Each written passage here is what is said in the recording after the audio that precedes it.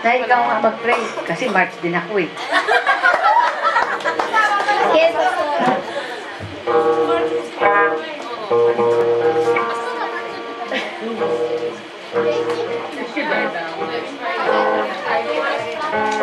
Sige, ini-hands po natin sila.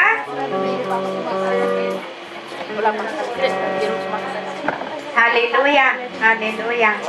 Amang banal, Diyos ng Israel, sa pangalan ni Jesus at sa banal na Espiritu Santo, marami pong salamat sa oras na ito. Salamat, Lord, sa buhay ng aking pastora, sa buhay ni Sister Nora, sa buhay ni Sister Ginny, sa buhay ni Sister Irene. Dalangin namin, Lord, na marami pang kaarawan ang darating sa kanila. Pagpalain mo, Lord, ang kanilang buhay. At dalangin namin, Lord, ang pangako mo, Lord, na 120 years. Pagkaloob mo, Lord, ang kalusugan, ang pagpapala na walang hanggan na nagmumula sa iyo. Maranasan din nila, Lord, yung prayer ni Gibis.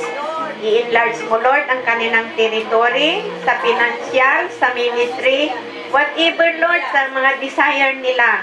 Dahil walang mahirap sa iyo, Lord, at walang imposible. Dalangin ko rin, Panginoon, na pagpalain mo ang kanilang trabaho at i-increase mo, Lord, ang kanilang mga salary. Thank you, Lord, salam mo sa aking mga kapatid at patuloy mo silang i-bless, Lord, saan man sila naroroon, na ang presensya mo ang lagi nilang kasama.